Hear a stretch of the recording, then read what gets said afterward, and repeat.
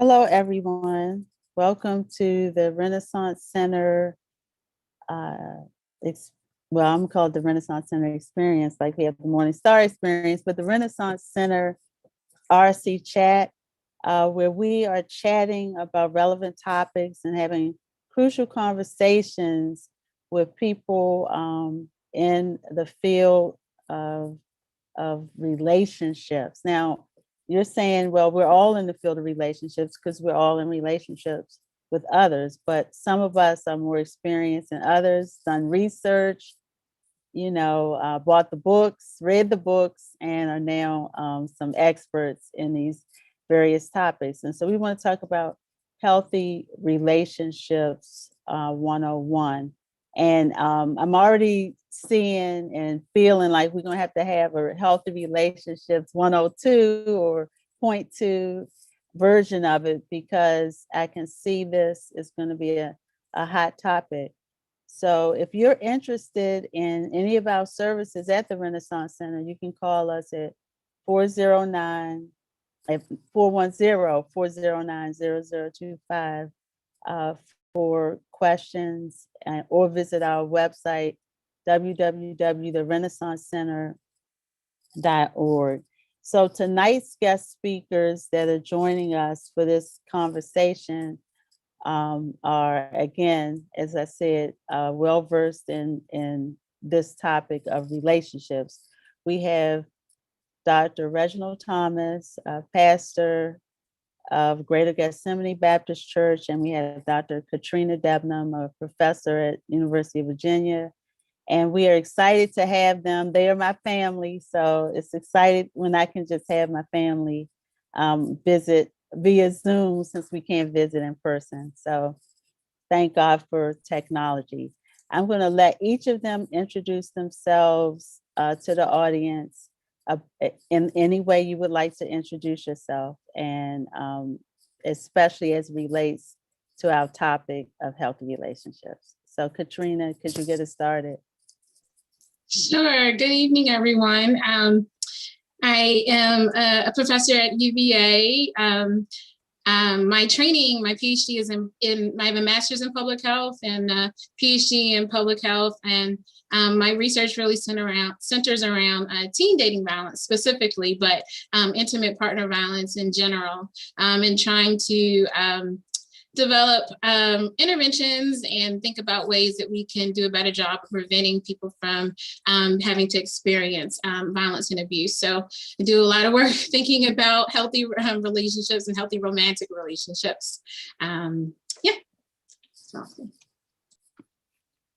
So good evening, everyone. Reginald Thomas. I am honored to be here. Thank God for the vision for this. I've been serving as the senior pastor of Greater Gethsemane for it'll be 27 years this year.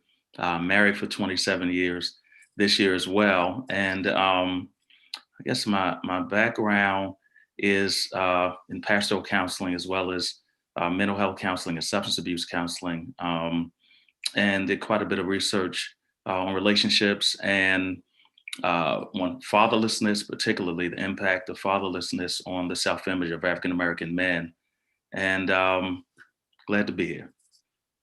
Thank you both. And it's great as you introduce yourselves, because you're family, people might have thought I was just slipping you all in on the program. But hey, we have great questions for you. And I want to start, and both of you can answer these questions with, what are some characteristics of healthy relationships? We know people are really wondering what that's about, because we see the unhealthy, but what are some healthy relationships? What do they look like? So I'll get started. I mean, I think a lot about romantic relationships, and so and I'll speak to that first. But I think a lot of the principles apply for friendships and family relationships as well. Trust, and these are not things that you haven't heard before, but trust, good open communication, honesty communication, mutual respect. Those are some of the kind of baseline principles for a healthy relationship. And I think what I try to tell people is that those things are the way you demonstrate those, or way they appear in your relationship may vary, but it should be mutual. One person trusting the other, another not trusting someone, being honest, being authentic, being who you are, being able to be who you are with your partner is who you really are is important. Having your own self-confidence, having your own, being able to willing to compromise. These are all what I would say are really characteristics of a healthy kind of romantic relationship.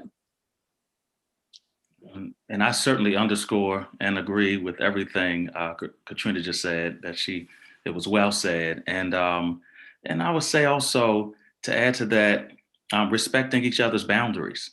And so, that comes under the mutual respect piece, but just kind of knowing, that just because you're in a relationship doesn't mean you can't still have healthy boundaries within that relationship. And that when both, it's going to be healthier when both persons actually respect those boundaries. And, actually, kind toward one another. So demonstrate that they each have a heart for each other as well.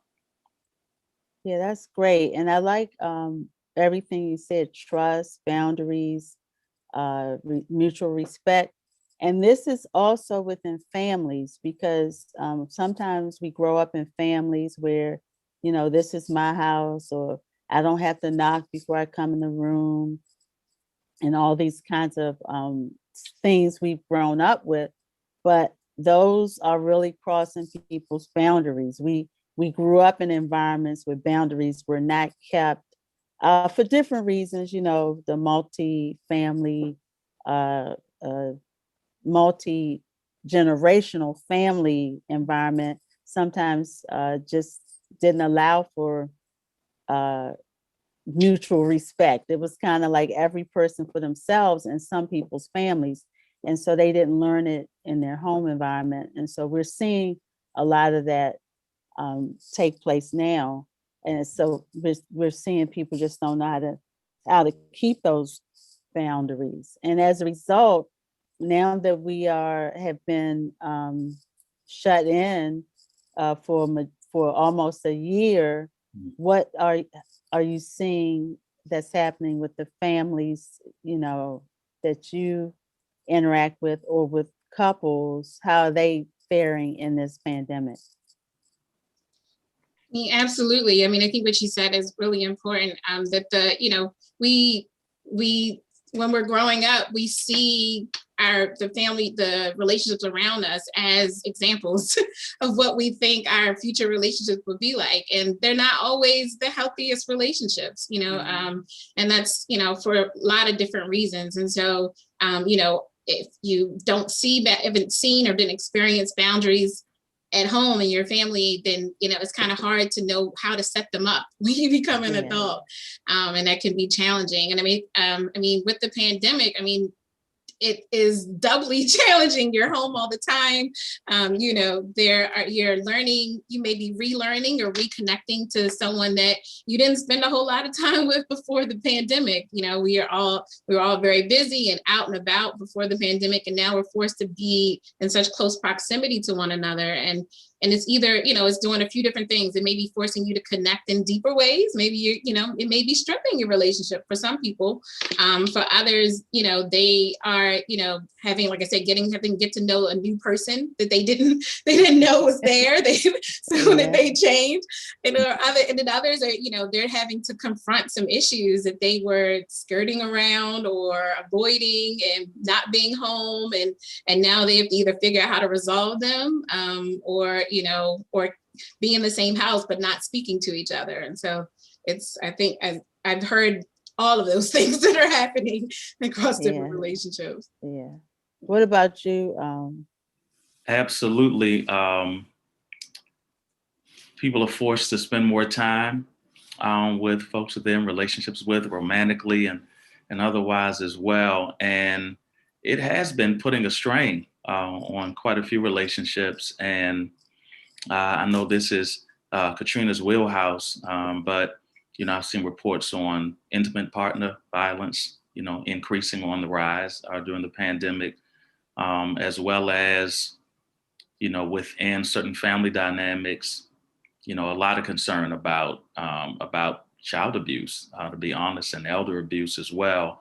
But romantically, yeah, I agree. It's forcing folks to really decide, do I really like you? And and how much do I Yeah. really like you? How And, much? Yeah. do I really love you? And do I enjoy spending, time with you? Especially the amount of time, over a course of a year of this pandemic.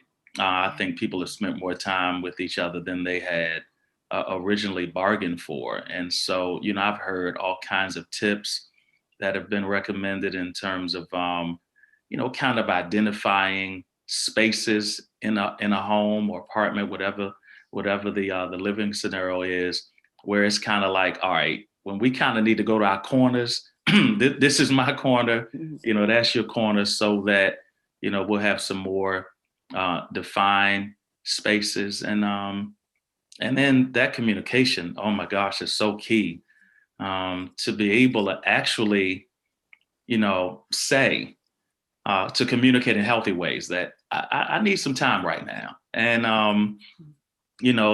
that old adage, often how we say it is more important than what we say. And so that kind of Mhm. develops some additional communications tools and skills, so that we can say that we need time without it being aggressive, without it necessarily being offensive, but almost upfront, kind of determining some rules of engagement, right? So that you can say, hey, if I say I need a minute, then there's an agreement in place where the other will say, okay, I get that, and that it doesn't necessarily have to be contentious or add to the tension. So all kind of little tools we can get now to put in our toolbox, just to kind of help us. Yeah, Yeah, that's that's great. true. Can I say one more thing? You made Yeah. me think of the family relationships that, it's hard because, people are dealing with things that are outside of the house and then bringing them in. So there are a lot of people are unemployed, underemployed, barely making, paying their bills, and that's stress. And so any added amount of stress, it forces you may not react the way that you would have reacted in a non-pandemic or non-stressful time. And so people are maybe acting out in ways that they wouldn't normally have, and being a little bit more harsh, a little bit more hurtful than maybe they would want to be or tend to be in normal circumstances. And that can lead to other things and escalate in different ways. Now, Katrina, what are your thoughts about persons uh, dating in this environment? Like we discussed, Dr. Reggie put out there that it's the rise in intimate partner violence and even family violence with child abuse and elder abuse.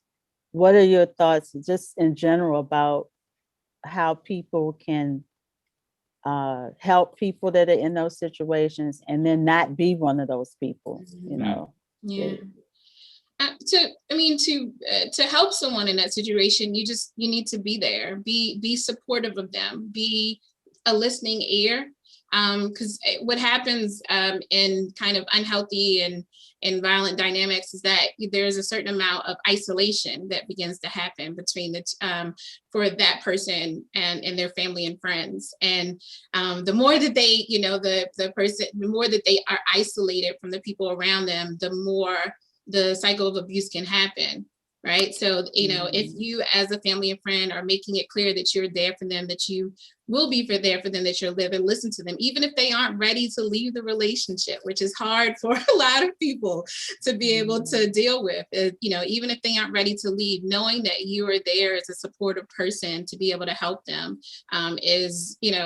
goes a long way to being able for them to have choices.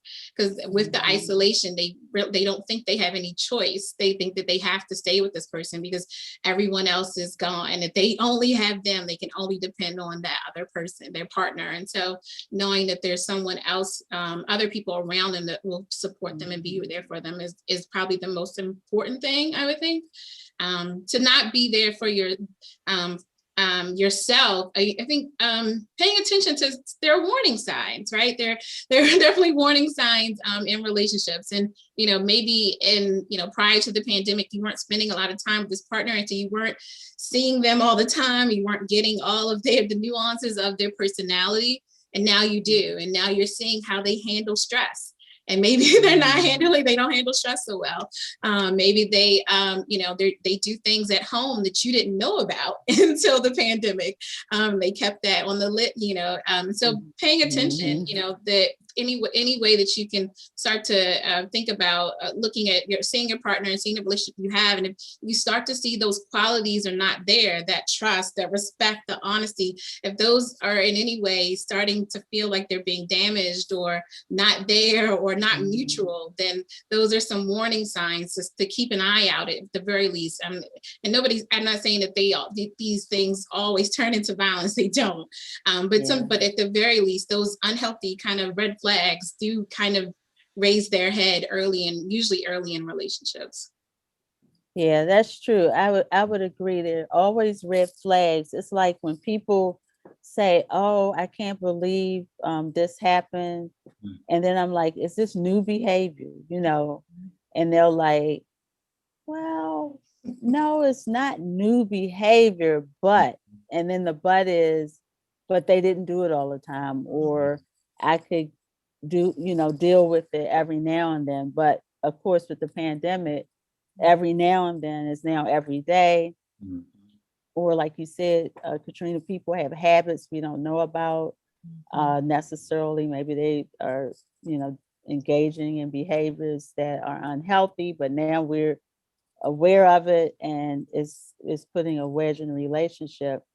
And so it's a lot of different dynamics that people bring into relationships from their family of origins. And I always say the family of origin issues don't just go away because you moved out on your own, or you have a roommate that you picked because you like the way they were, whatever it is. So with those things being said, and relationships being the way they are, I have been hearing, I don't know about you all, that people with all this going on, they're not sticking it out. I don't know if you've heard that people are just calling it quits and exploring their options. I'll call it that. So have you all heard that? Maybe not statistically. I don't know if we have any stats out there yet, but I'll let I've been hearing the same thing. Yeah. You've been hearing it? I've been hearing the same thing. And so, Okay. like you said, they don't get reported. We see the other casualties of the pandemic, right? We see the rates of infections. We see, unfortunately, the deaths, but we don't see the stats on the other casualties of COVID-19. And so I read a couple articles where basically was questioning, did COVID-19 cause the breakup, or did it expose, fault lines that were already there? Yeah. And it just, capitalized on it. I don't know, it's a matter of, I guess for the people who are really struggling and suffering from it, I think, it's tough. And then to add to that,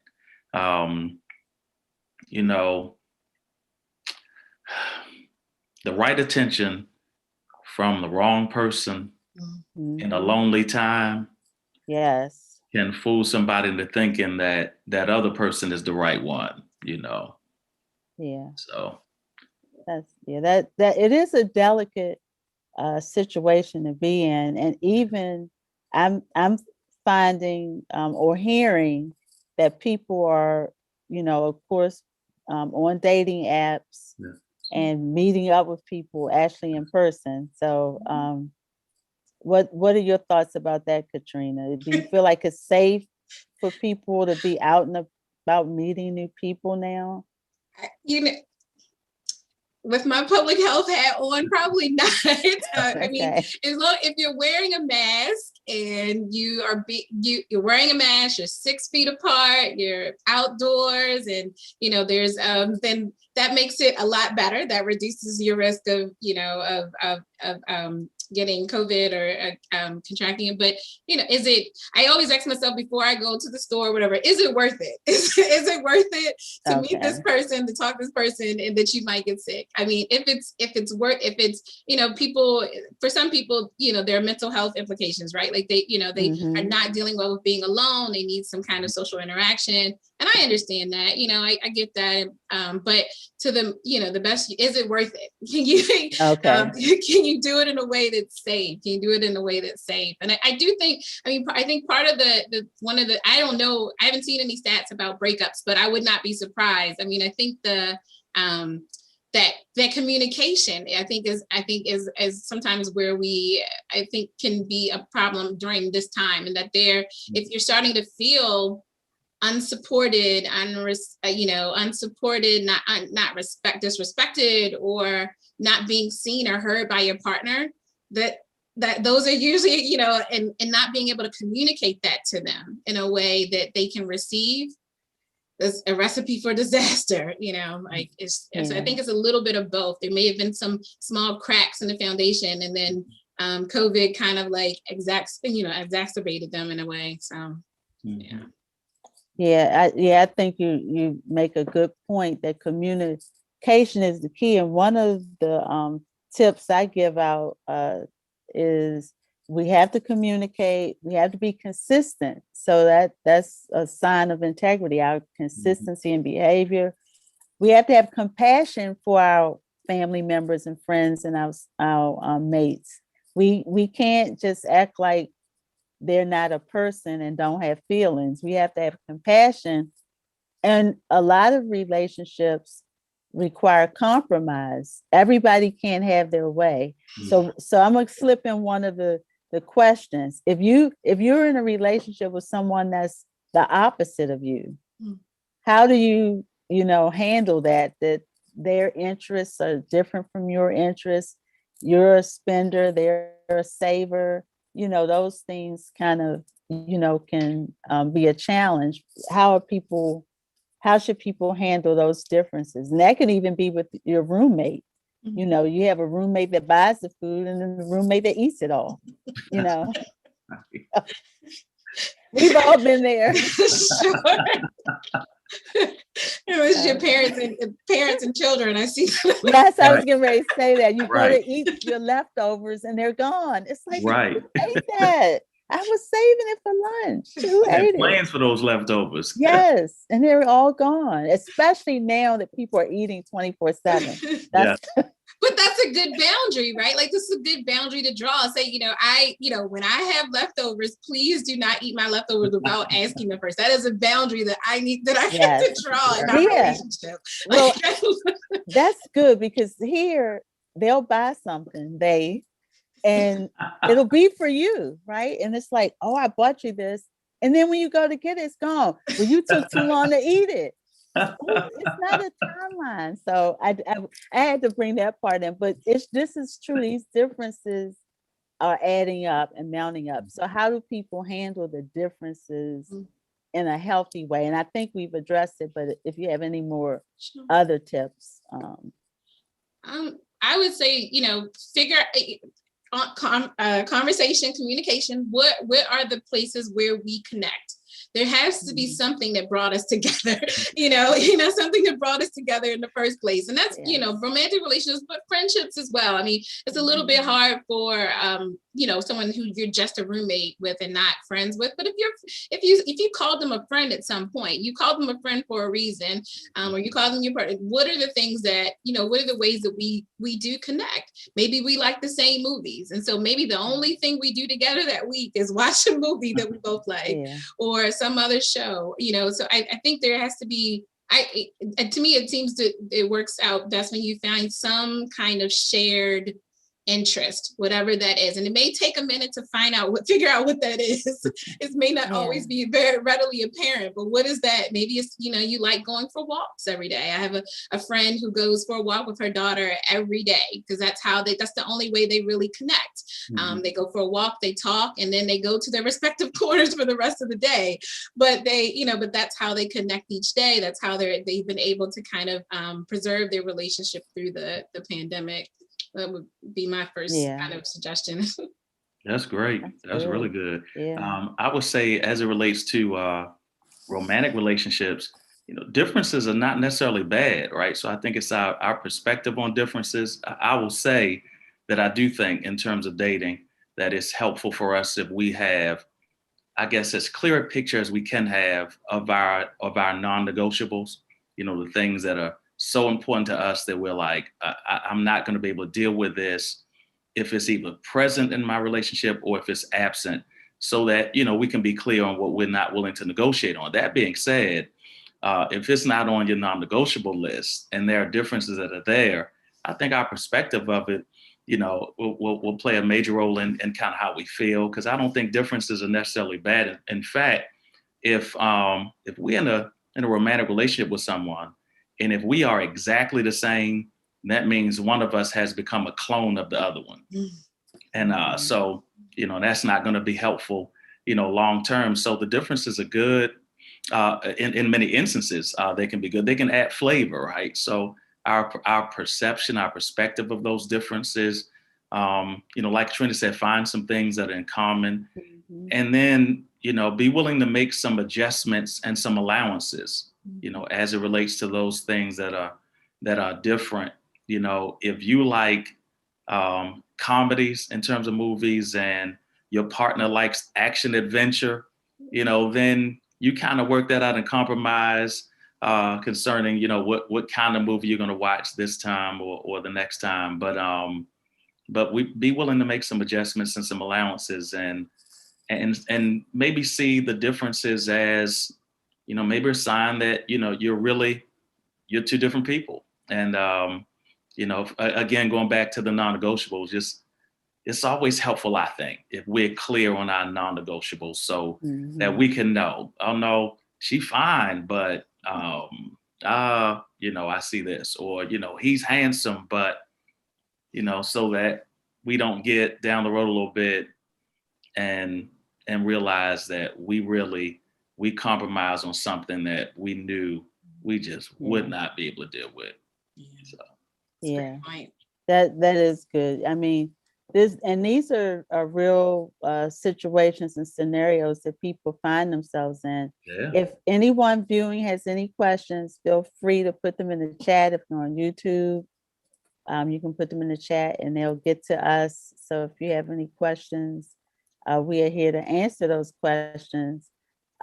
What about if in the relationships, in the families, I read something recently on a Twitter thread that took me down. So that's what I'm going to say.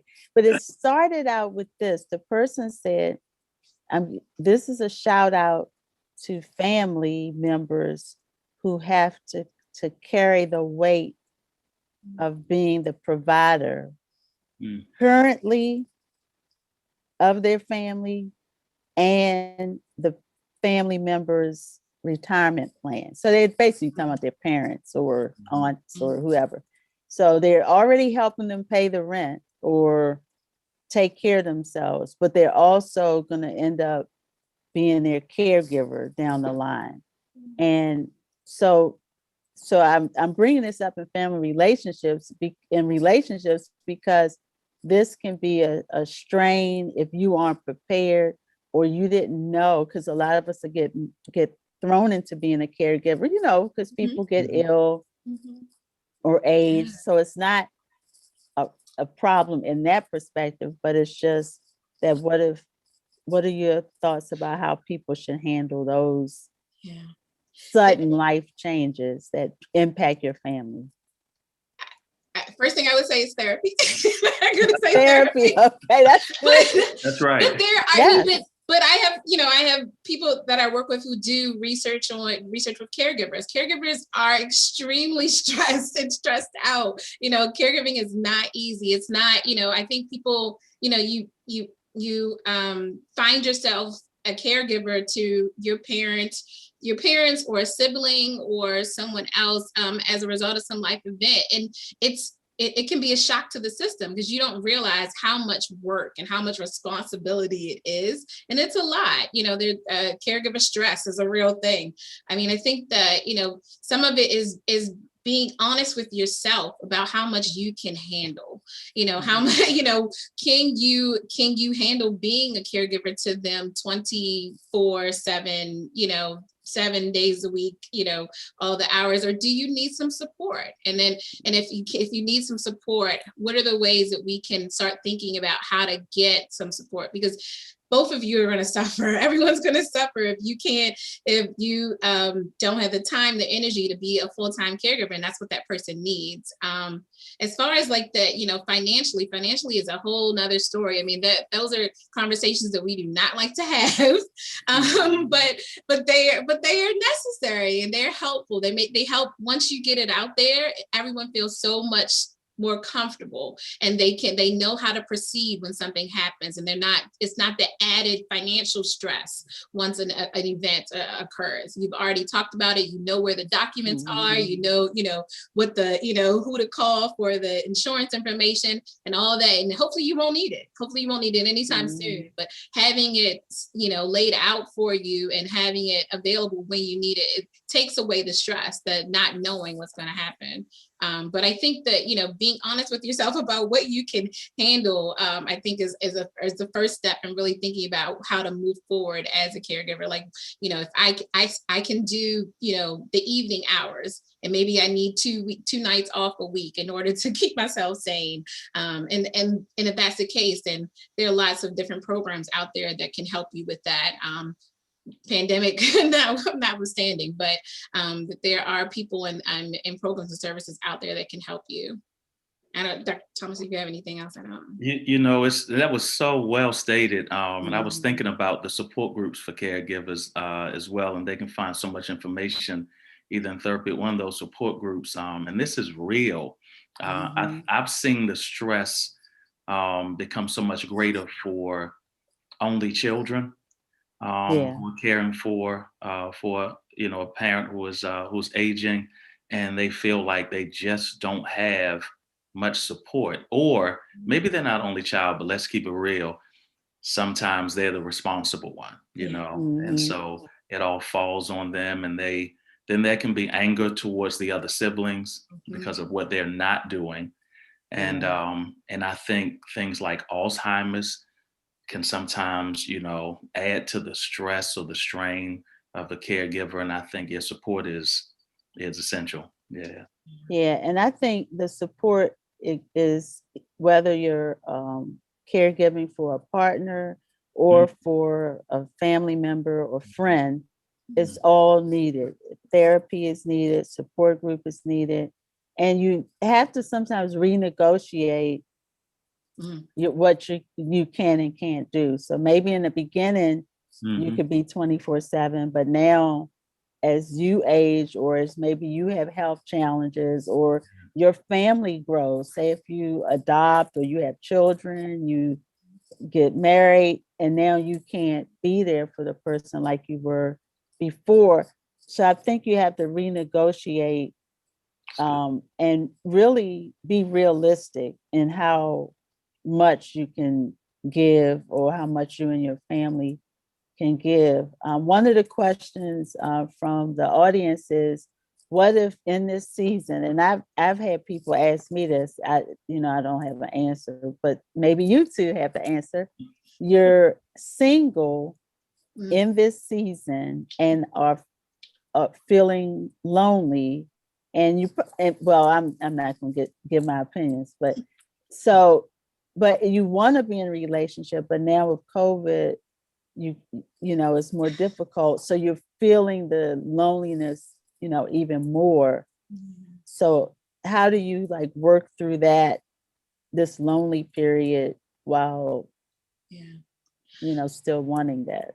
Yeah, it's hard. I mean, that's hard. I'm transparent. I'm a single woman living alone, and there are that it can be hard. It can be challenging, particularly in this time where you aren't able to get out and see people in a normal setting. I mean, I think one of the ways, I can speak from personal experience. Some of the ways that I, been able to kind of like maintain kind of social relationships, have that Zoom call with your friends, schedule a weekly call with a check-in with friends, just to kind of to have some other interaction besides the walls around you. Be thinking, if you want to engage, if you want to be in a relationship, that doesn't COVID doesn't prevent you from getting on a dating site and talking to people, right, and making plans to see that person when the pandemic is over, or having a socially distanced meet up with them. There are lots of ways that you can meet with people, like I said, outdoors and do things like that. You can sometimes it's helpful just to kind of like to tell your friends how you're feeling, so they know to check on you a little bit more often than they maybe would normally, and so that that you're not alone. I think that's the part. I love the slogan that Renaissance uses a lot, is that having someone, just knowing you're not alone is sometimes enough. And so whether that is reaching out more often to your family and friends, or maybe some kind of social group, sorority group, or other kind of mutually interest group that you can be a part of, in order to kind of get that social interaction that you would, because it may not be that you're yearning for a relationship. It may just be that you may just be yearning for social connection. You're not getting, not able to kind of connect with people in person or touch them. There are also a lot of people who are forming with their, like, these pods of social pods. And so that they, that there's certain, if you live alone and you don't have anyone else in your household, you may decide that you're going to pod up with a couple of friends, and you guys don't see each other often, but maybe 1 week in a month you guys get together and just kind of have a social get together. And because you live alone, you've been kind of quarantining yourself essentially, and so it's okay for you to kind of get together with a small group of people in your pod to kind of get some of that connection that you need in order to take you from one month to another. Yeah. Any other advice, Pastor? I think that was yeah, that was good. That's on point right there. I'm living it. Yeah, I mean, like she said, she's living it. And so think about it, that the things we're talking about, we've lived some of these things. So the answers are from lived experience, and from reading and from talking to other people. So it is possible to get through some of these challenges in COVID times and in times pre-COVID, because to be honest, we know some of these family and relationship challenges existed prior to COVID. How do you, and I'm going to give this to you, Dr. Reggie, about people that have been in long-term relationships that are calling it quits, or that have lost their long-term partner, through divorce or through death? Yeah, I would say to just, if you're a friend to them, to just be there for them, be a listening ear.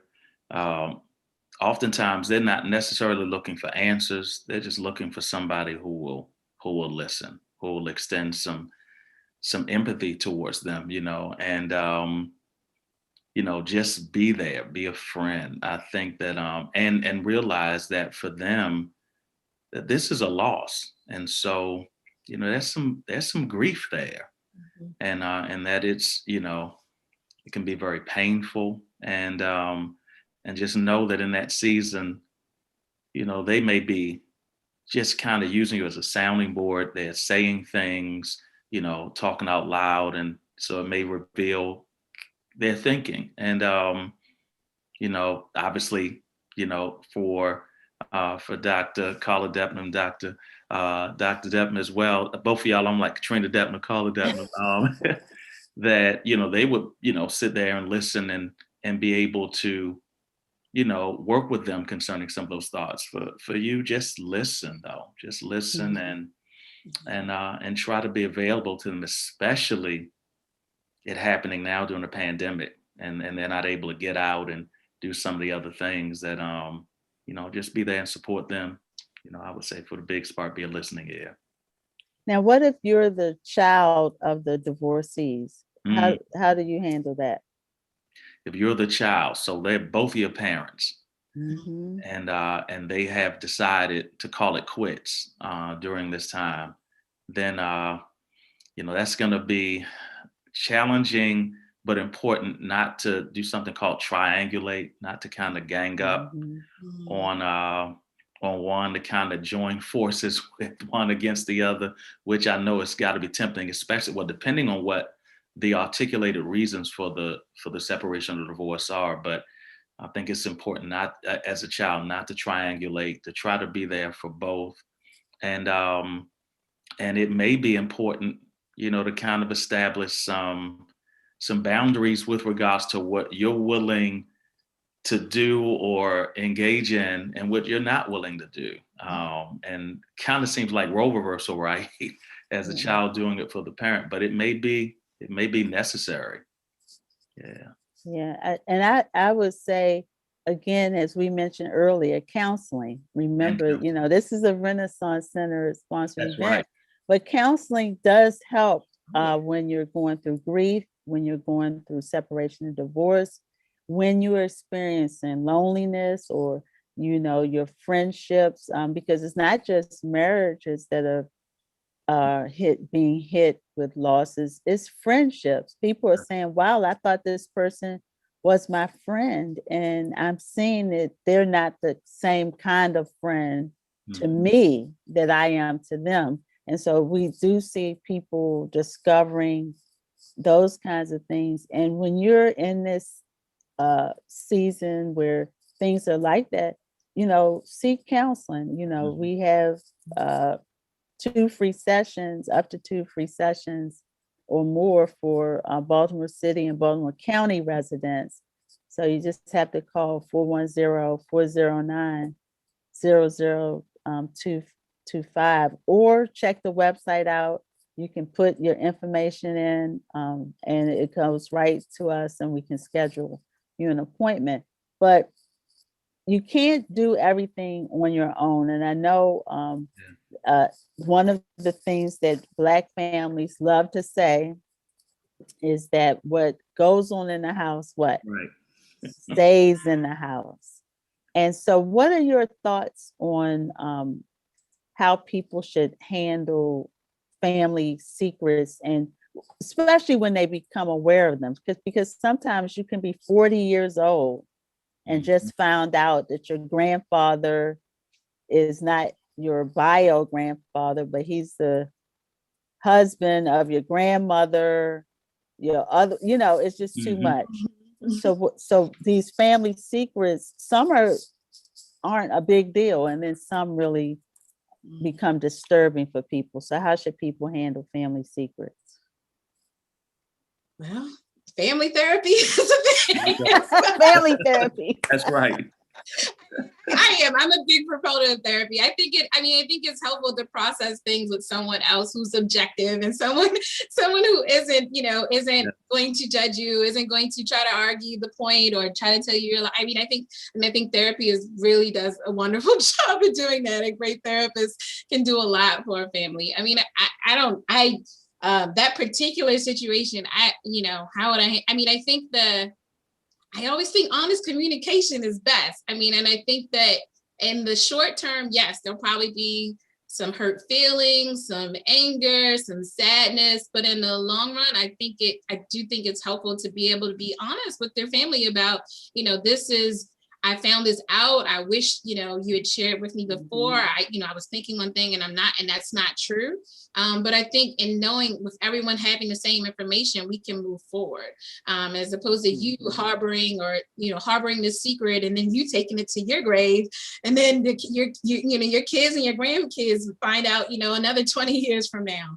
I think the honest communication, I think is really, is to me is the whole point. And they won't always be, you can't control how somebody's going to react. Right.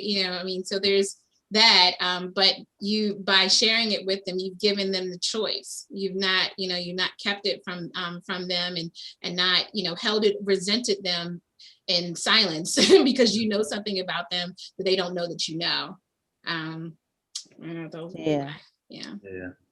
Have you encountered any of that, Dr. Reggie, in your travels? Definitely have. And, I cannot underscore enough the value of therapy and counseling, and that I think we made some strides, but we've got a lot of work to do within our community, within the African American community, in terms of removing the stigmas and, just encouraging folks that that therapy is helpful, and that, so many of us could testify of the fruit of it. And so encourage, sometimes people need to have those conversations in the company of somebody who's trained to be able to kind of navigate them through that as well, right? And like Dr. Trina said, you cannot control rather how someone's going to respond to it. And I've had to minister to families where some discoveries have been made, where someone grew up, thinking that, this person was their biological father, and they got good and grown.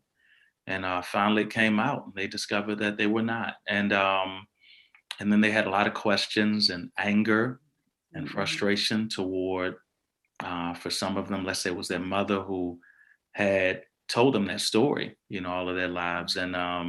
And then they're trying to figure out, how do I handle this? How do I love her? And perhaps realize that, she was in a vulnerable position at the time when she did it, and just made a decision after a while not to say anything. How do I love her and extend grace to her, while at the same time honor my own anger, and honor the fact that I'm frustrated, and own the fact, embrace the fact that it's okay for me to be angry and be frustrated, and to try to make sure I express it in ways that don't put other people in danger or myself in danger. But That's but true. and that therapy can help with that. So 2 free sessions at Renaissance Center. Yes. I mean, it's 2 free sessions, and we have to just be receptive to getting the help that we need. And one of the questions was, what if your family doesn't want to go? So go by yourself. Yes. Because what happens is you get strengthened in the context that you have to go back into.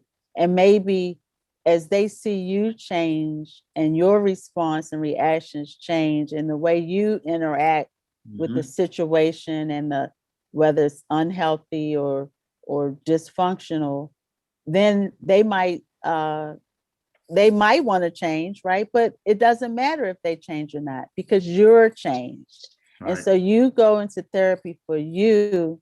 Your family might follow you, they may not, but at least you'll get to be, in peace, have peace of mind, have some stability, that these things that go on in the family or in the marriage aren't so unsettling that you can't, go on.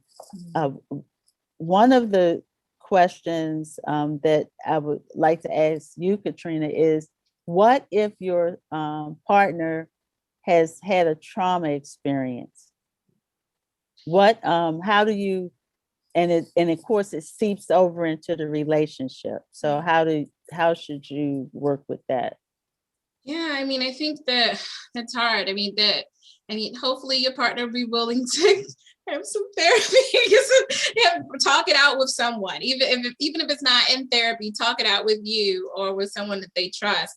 I think that, that they, and know that I think it's important to, particularly for the pandemic and for some traumatic events, knowing that they're, like I said, that they're not alone, that there are other people out here who have experienced something similar, and that they were able to find a way forward, and so that you can find that your partner can find a way forward, and them knowing that is helpful. I think you need to be supportive of them, but but it shouldn't be in a way that it's not, them experiencing a trauma is not an excuse for them to treat you badly. That they have to be able to work through what they've experienced, and what it may be grief, it may be something that they're grieving, and they, that the grief process, happens over time. But them, whatever they're experiencing, they have to figure out a way to grieve whatever happened and be able to move on. And that they can't, that they shouldn't be, they can't treat you, I'll say it again, they can't treat you badly because of something that's happening that happened in their life. You need to be understanding and empathetic, right? Understanding, empathetic, encourage them to get help wherever they can and however they can. You can't do it for them. They have to want it for themselves. That's the hard thing as a partner, is that you can't, you can drop them off at therapy, but you can't make them talk, you can't make them, you can't, but, and so, you give them an opportunity to be able to heal and move forward. But it should not be an excuse or a reason for them to consistently treat you badly. That's not fair. That is emotional abuse. Yes. Yep. And that complicates an already complicated situation, and people that have been through trauma adopt certain ways of being and living, and so it's like survival mode for them. So reading up and learning about your partner's trauma, what are some of the trauma responses as a result, and if you notice this, then maybe it's ways you can help comfort or even help your partner heal. I think a lot of we are going to have to do a part 2. I already saw it in the comments, because it's so much to healthy relationships that we haven't even touched on. But one person, it's 2 different things. So I'm gonna start with this. How long does it take to get over physical abuse and trauma? This is my take on trauma. You don't get over it in the sense that, oh, I was beat every day with hangers and coat hangers and extension cords and I'm good.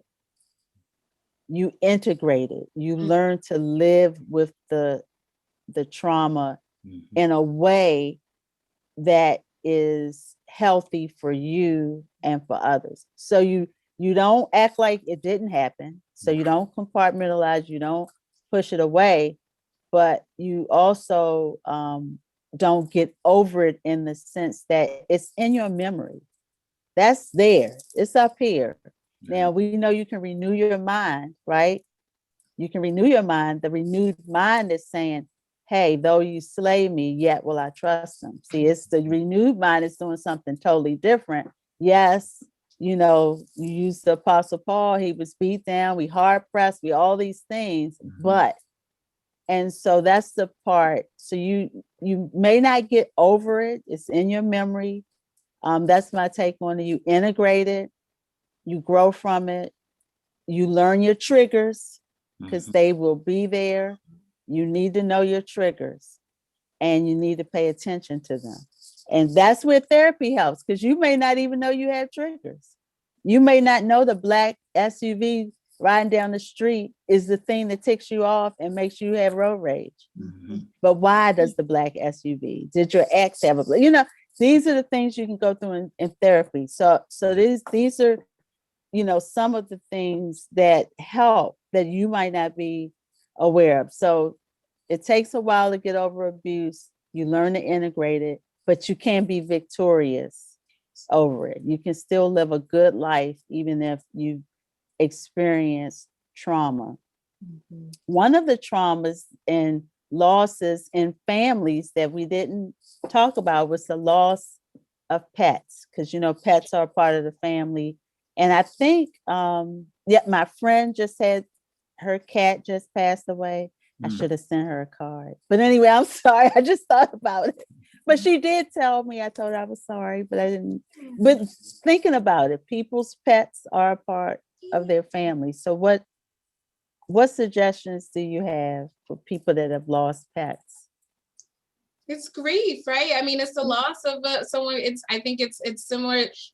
People try to minimize it, but if it's a member of your family, it's just as much your, people's pets. They consider them their child. It's just as that, and by until you have the grief, you have to go through those kind of cycles of grief, and I don't know that there's one one way to get over it. Like you said, I mean, I think that you gotta go through those cycles and hold on to the memories of that pet, of that person, and in whatever way you can, whatever way makes sense to you.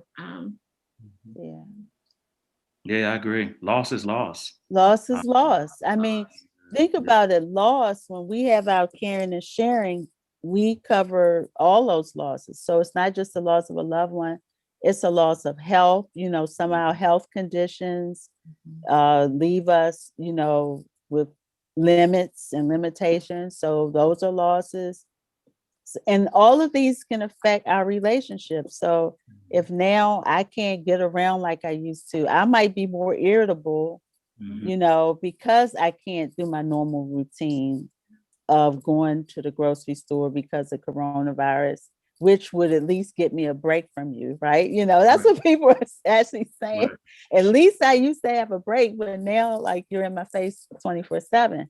So these are the things that we have to make adjustments for, but also these are losses. The loss of our independence, like I said, our ability to just move about, the culture has affected us personally, which again affects our relationships.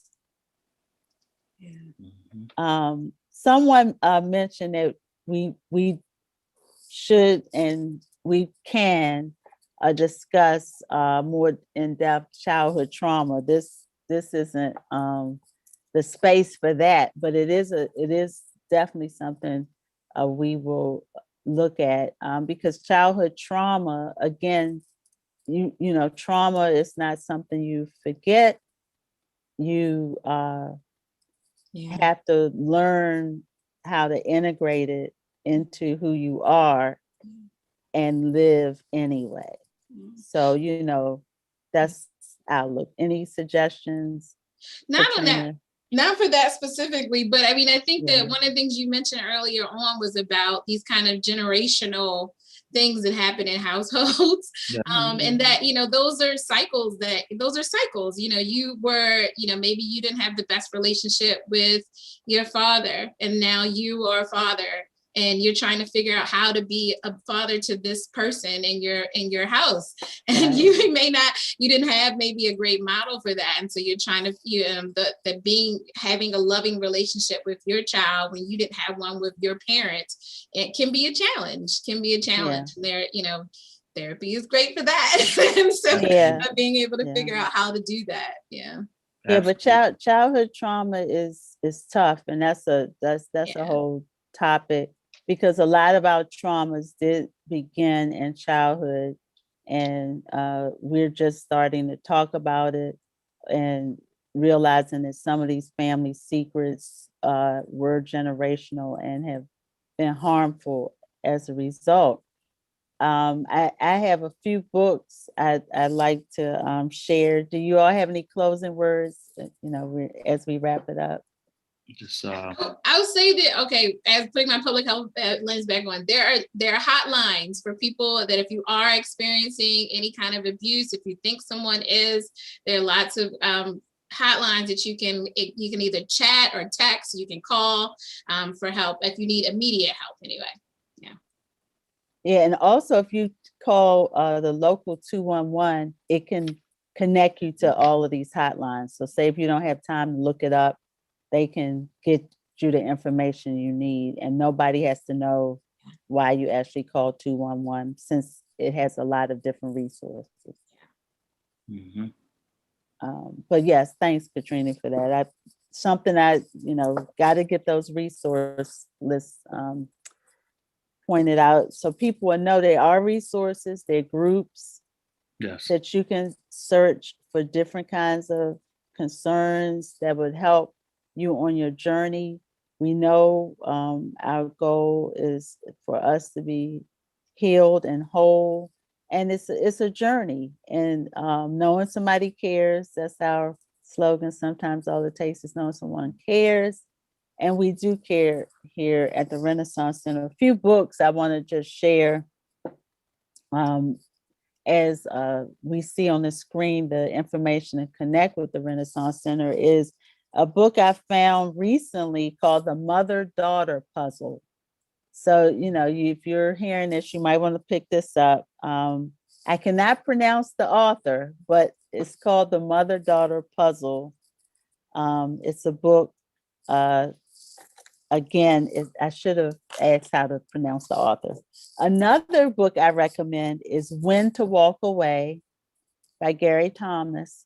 And it's about finding freedom from toxic people, and it has a suggestion, if it's your family and you can't leave, how to live with it, so sometimes you can't just go, you don't want to go. So how am I going to live in this situation? So When to Walk Away. Transitions by William Bridges. I recommend that for any life transition you're going through. It doesn't have to be a relationship. It could be a job. It could be becoming a new parent, whatever it is that's caused you to be in transition. But the newest one I found was this mother-daughter puzzle, which I thought has a lot of good research in it. It's a good find, because we don't talk about that enough. So that's a whole nother session. So we have trauma, we have mother-daughter issues, father-son problems. We have Dr. Thomas could just do one on his research, and Katrina could do one on hers. So we are going to do a part 2. I'll find out when our guests are available, and I'll add some more guests that can cover some of these other areas. But it's important because relationships, I think that's what COVID exposed the most, is that, wow, we don't have the relationship like we thought we did, that they're not as solid, they're not healthy, they're not as good as we would like them to be. And so that's why you're here. So thank you. We like to thank Katrina Debnam and Reginald Thomas, both experts in the field of relationships. And we pray that you will be in peace, and that whatever relationship you have, let Jesus be the center of that relationship. Amen. He'll be the glue. He'll be the mediator, the Holy Spirit. Don't get me, I can go with this for a while. So thank you for joining us, and we will let you know when relationships part 2 comes out. But thanks for your questions and comments during this time. Okay. Thank you for having me. Yeah, thank you for having me. Thanks.